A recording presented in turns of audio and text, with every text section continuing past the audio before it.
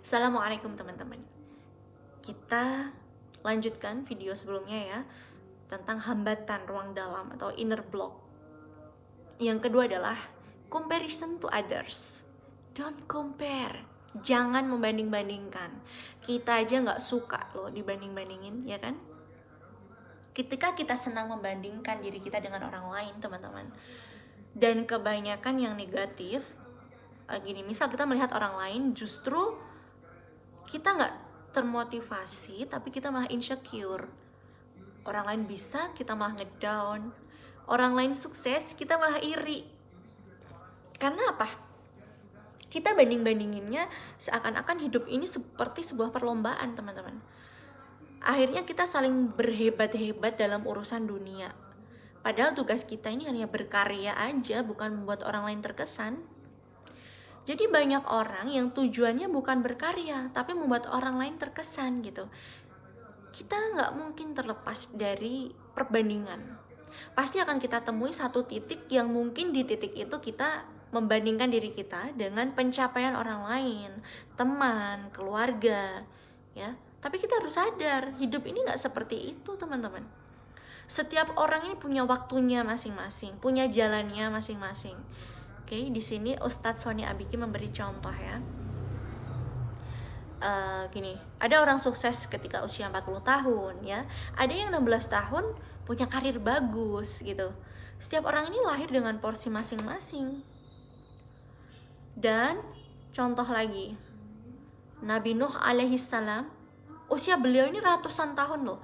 Bahkan beliau ini berdakwah selama 900 tahun. Tapi yang Allah izinkan mendapatkan hidayah dan beriman kepada beliau, ini hanya puluhan orang. Lantas apakah Nabi Nuh alaihissalam ini bisa disebut gagal? Tidak. Ya. Yang Allah nilai ini prosesnya, bukan hasilnya. Kemudian Nabi Musa alaihissalam, puluhan tahun juga. Beliau ini mendakwahi Fir'aun 40 tahun. Rasulullah Shallallahu Alaihi Wasallam berdakwah 23 tahun, teman-teman. Tapi umat beliau miliaran, Masya Allah. Jadi ini bukan untuk dibanding-bandingkan. Ada mungkin dalam hidup ini yang sifatnya perlombaan gitu ya, dalam hal amal soleh, fastabiqul khairat. Tapi banyak yang salah memahami perlombaan fastabiqul khairat ini. Lalu apa alasan hidup ini bukan perlombaan? Oke. Yang pertama, medan juang setiap orang itu beda. Perbandingan ini seringkali dipicu oleh mental perlombaan. Dan biasanya yang sering kita sandingkan itu, yang sering kita bandingkan ini adalah masalah dunia. Dalam hal harta, keluarga, anak, karir gitu ya. Punya jiwa kompetitif itu bagus, positif. Kita harus punya jiwa kompetitif. Ketika seseorang punya jiwa kompetitif, akhirnya dia punya keberanian dan punya semangat untuk berkompetisi. Dan akhirnya dengan semangat itu kita akan terus bertumbuh untuk terus maju dan terhindar dari stagnansi. Jadi teman-teman, di sini ketika kita memandang hidup ini sebagai sebuah perlombaan ya, itu tidak sepenuhnya tepat, malah akan mempunyai dampak yang negatif, teman-teman. Kita akan kehilangan kemampuan untuk bisa mensyukuri hidup kita. Jadi di sini Ustadz Sony Abiki menyampaikan, comparison is dangerous. Jangan membanding-bandingkan. Ya, apalagi membanding-bandingkan pasangan, anak, itu tidak boleh ya. Apalagi dalam ilmu parenting, membanding-bandingkan itu termasuk hal yang haram. Karena anak ini mempunyai potensi masing-masing dalam hal yang tertentu ya. Dan dalam hidup, medan juang kita ini juga beda, teman-teman. Ibarat nih, kita ini balapan naik sepeda gitu ya. Yang satu di dalam stadion, yang satu di luar stadion. Bagaimana bisa dengan posisi seperti ini disebut sebagai perlombaan. Ya. Mentalitas membanding-bandingkan itu bahaya banget. Kalau tidak kita dudukan pada porsi yang pas. Ya. Medan juang kita kan beda. Jalan hidup kita juga beda gitu loh. Kita tidak bisa mengukur pencapaian kita di pencapaian orang lain. Kalaupun mau berlomba ya, berlomba dengan diri sendiri. Berlomba dalam amal soleh dan berlomba dengan diri sendiri. Bagaimana kita yang jadi ukuran itu kita sendiri gitu loh. Bandingin diri kita yang hari ini dengan yang kemarin, apakah lebih baik dari yang sebelumnya, seperti itu. Itu yang benar. Jadi berlomba dengan diri sendiri, apalagi dalam hal amal soleh ini nggak akan ada dengkinya teman-teman. Kalaupun kita mau iri, irilah pada orang yang dalam hal amal solehnya ini bagus gitu. Kayak misal, Masya Allah dia ini menjaga banget ya sholat duhanya, Masya Allah kok orang itu ini ya menjaga sholat malamnya, aku pengen deh kayak gitu. Masya Allah dia kok bisa ya sedekah brutal kayak gitu, aku pengen deh gitu. Nggak apa-apa gitu. Jadi urusan akhirat kita lihat ke atas, urusan dunia lihat ke bawah, jangan kebalik. Karena dunia ini lebih hina dari bangkai ke anak kambing yang cacat. Ya. Jadi kata Nabi, lihatlah ke bawah dalam urusan dunia, supaya tidak meremehkan nikmat yang Allah berikan. Ibadah itu sangat luas teman-teman. Wasilah ibadah itu luas. Mungkin tujuan hidup kita sama, yaitu ibadah ya. Tapi wasilah ibadah ini luas, pintunya banyak.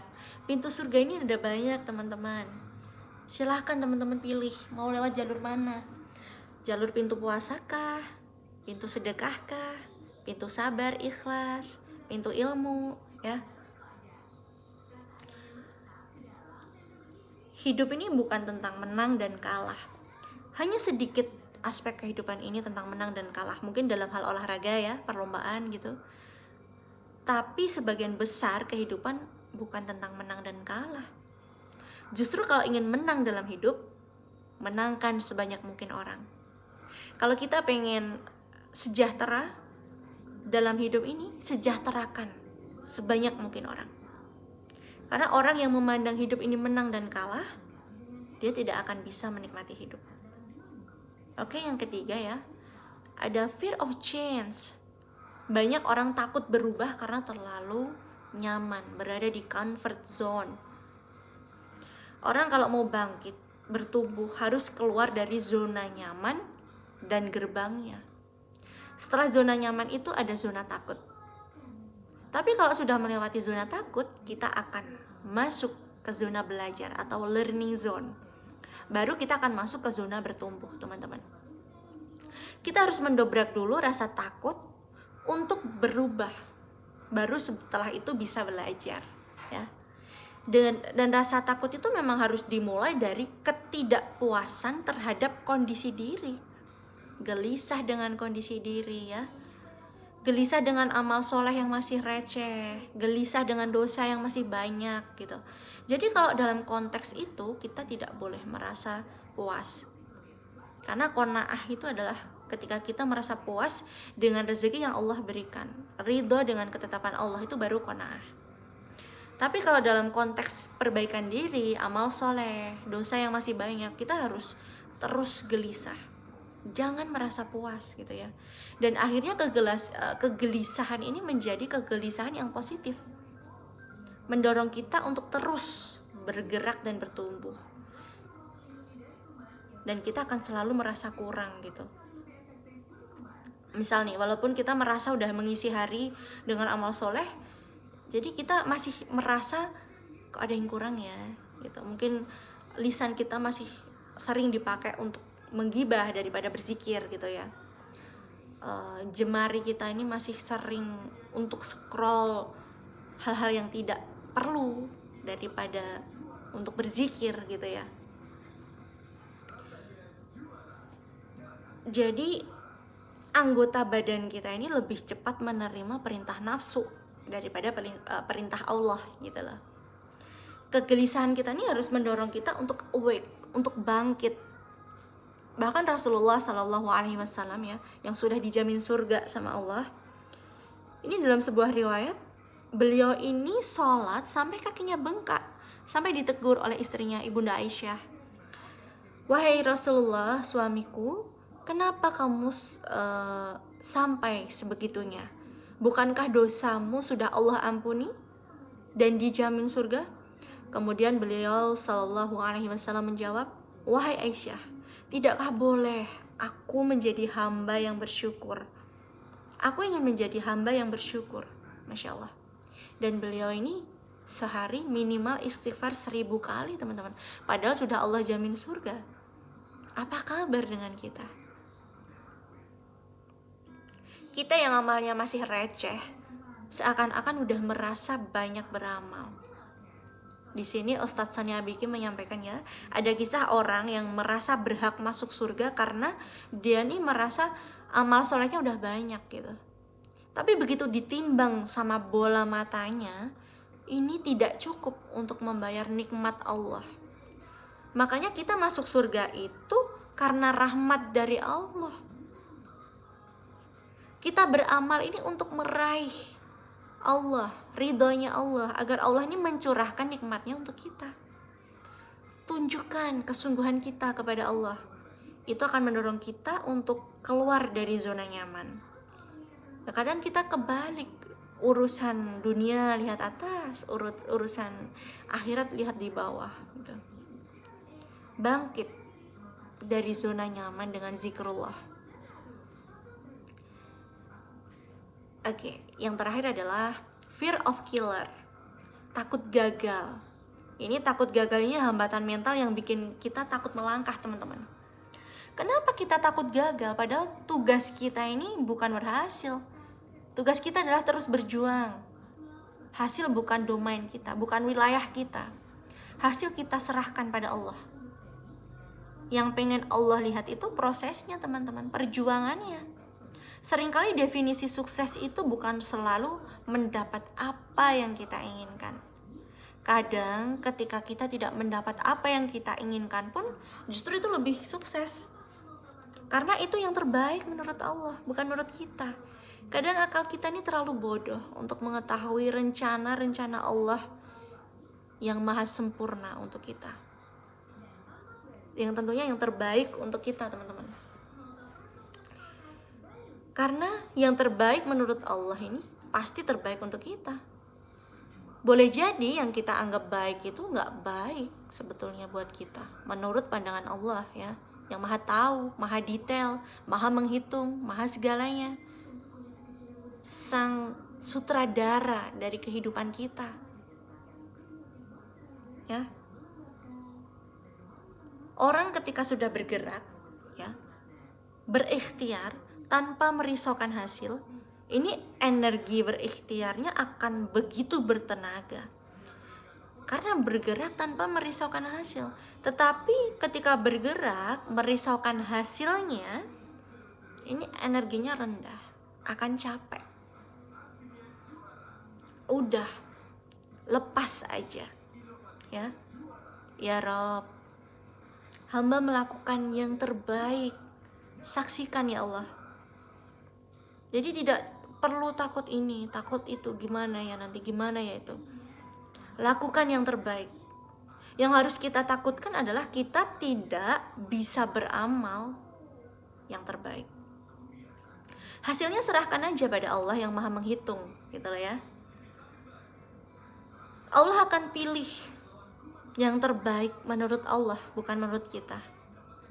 Allah akan memberikan di waktu yang tepat menurut Allah, bukan menurut kita.